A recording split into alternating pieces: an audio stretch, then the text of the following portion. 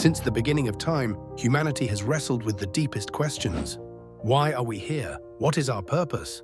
Can we transcend our mortal limitations? These questions are more than philosophical. They are deeply spiritual, woven into the fabric of our existence.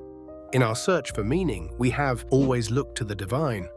But alongside that reverence, there is a recurring temptation.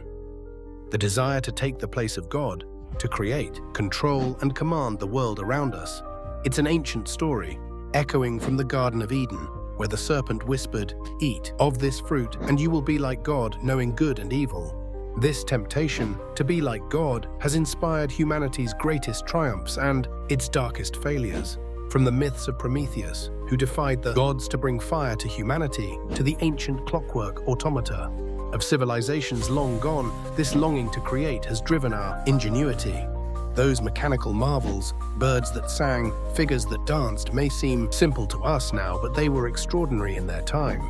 They were our first attempts to imitate life, to bring the inanimate to life. But the quest to create something that could think, reason, or even understand the world around it would not truly take form until the 20th century. This was when humanity began to ask a bold and unsettling question: could machines think? In the 1940s, Alan Turing, often called the father of artificial intelligence, began exploring the boundaries of human and machine intelligence. During World War II, he built machines to decode secret messages, paving the way for modern computing. But his work went beyond wartime. Turing's famous question, "Can machines think?" forced the world to consider possibilities of a new kind of intelligence. In 1956, the Dartmouth Conference marked the official birth of the field of artificial intelligence. It was here that researchers came together to dream of a future where machines solve problems, understand language, and even replicate human creativity. At first, progress was slow. Early AI systems could perform specific tasks, like solving equations or playing games, but they were far from resembling human thought. However, the potential was clear.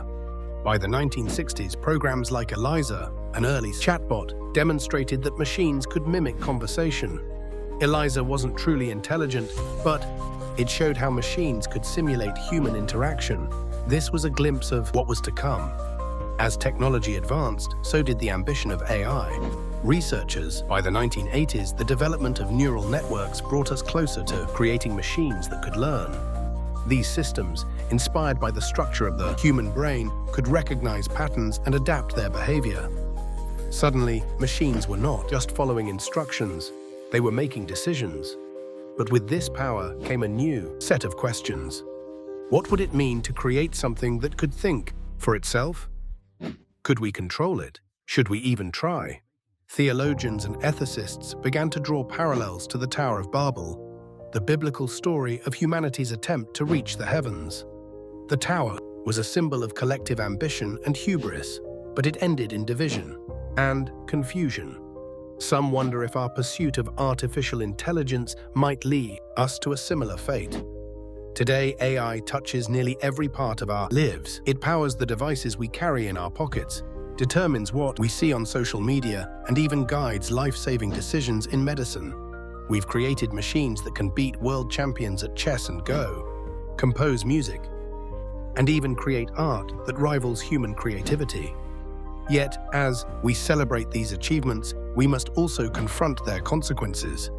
Autonomous weapons, surveillance systems, and biased algorithms reveal the darker side of AI. These tools can be wielded for harm, whether intentionally or through negligence. But perhaps the greatest danger lies in how AI reflects back our own humanity. These machines, after all, are created in our image, shaped by our data and driven by our intentions. If there is bias in AI, it is because we placed it there. If there is greed in its applications, it mirrors our own. Yet this is also where the opportunity lies. AI is not inherently good or evil, it is a tool. And like all tools, it is up to us to decide how we use it. We stand at a crossroads with the chance to guide AI's development in ways that benefit humanity rather than harm it. This is not the first time we've faced such a challenge. Throughout history, humanity has been shaped by its creations. From the printing press to the internet, each technological leap has forced us to confront who we are and what we value. AI is no different. So as we move forward, we must ask ourselves, why are we creating these machines? Are we driven by curiosity, by the desire to solve problems, or by the temptation to become like gods? Artificial intelligence is not just a technological journey, it is a moral and spiritual one. It is a mirror reflecting our ambitions, our fears, and our faith. And as we look into that mirror, we must be prepared to confront the image we see. The story of AI is the story of humanity itself, a story of creation, ambition, and the search for meaning. The question is not whether machines can think. The question is, what will we do with the intelligence we create?